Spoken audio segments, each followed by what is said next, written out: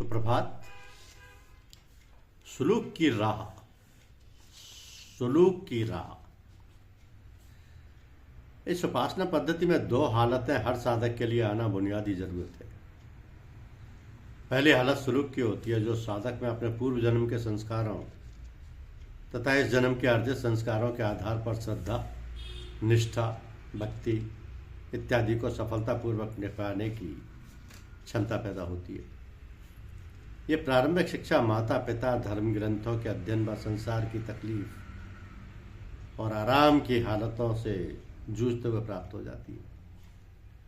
मन के अंदर किसी भी प्रकार के झूठ से परहेज और सत्य को ग्रहण करने की क्षमता उत्पन्न होना, यही आध्यात्म के मार्ग में चलने के वास्ते प्रारंभिक चरण हुआ करते हैं।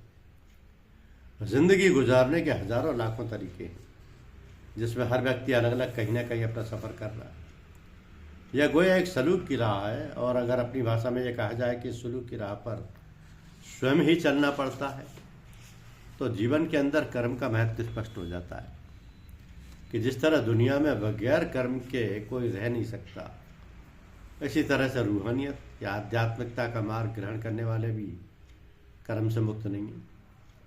जो कुछ इंसान दुनिया में और दुनिया को हासिल करने के लिए करता है, वो दुनियावी सलूक की राह है, मगर जो कुछ मालिक के कुल की इबादत, उपासना, उसकी कृपा प्राप्त करने के लिए की जाती है, वो आध्यात्मिक या रूहानी सलूक का मार्ग है। तो एक फकीर का हासिल हो जाना भगवान की कृपा है, उससे संबंध और उस संबंध को पूर्ण कर लेना, यह आध्यात्मिक उच्चतम स्थिति महराज है। इस महराज को प्राप्त करने के लिए साधक जो कुछ स्वयं करता है, वो सलूक की राह है। सत्संगी बंधु अपने में इस बात को स्पष्ट कर लें कि सलूक का रास्ता कोई भी स्वयं अपना सकता है और उस पर चलकर कुछ अपनी जिंदगी बना संवार सकता है, मगर ये फिर भी अपनी हिम्मत पर होता है, इसलिए भरोसे के लायक नहीं है। सलूक की राह सबके लिए खुली हुई है, इसमें किसी सहारे की खास जरूरत नहीं है। अगर ऐसा कहा जाए कि पूजा करना है, तो सलूक की राह पर चलने वाला बड़ी आसानी के साथ एक स्थान को साफ सुथरा करके, दरिया चादर बिछाकर, फूल पत्तियाँ एकत्रित करके, अपनी हैसियत के अनुसार प्रसाद बनाकर, अपने मन के दौड़ के द्वारा, गरीब है तो मिट्टी की, धनवान है तो सोने चांदी की मूर्ति का प्रबंध करके, अगरबत्ती जलाकर सब लोग शांत होकर एक उपासना पद्धति अपना सकते।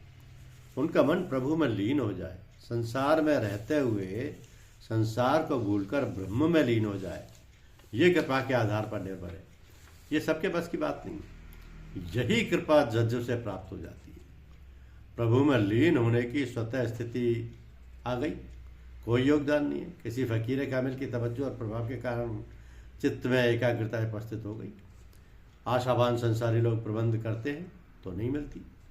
फकीरों से संबंध हो जाने के बाद जज्ब में डूबने पर आप दरी बिछाएं या ना बिछाएं, फूल पत्ती हो या ना हो, प्रसाद हो या ना हो, आपकी पूजा हो जाएगी। यह छुपी ताकत जज्ब की ताकत है, जो बुजुर्गों की तवज्जो और उनकी कृपा से प्राप्त होती है। धन्यवाद।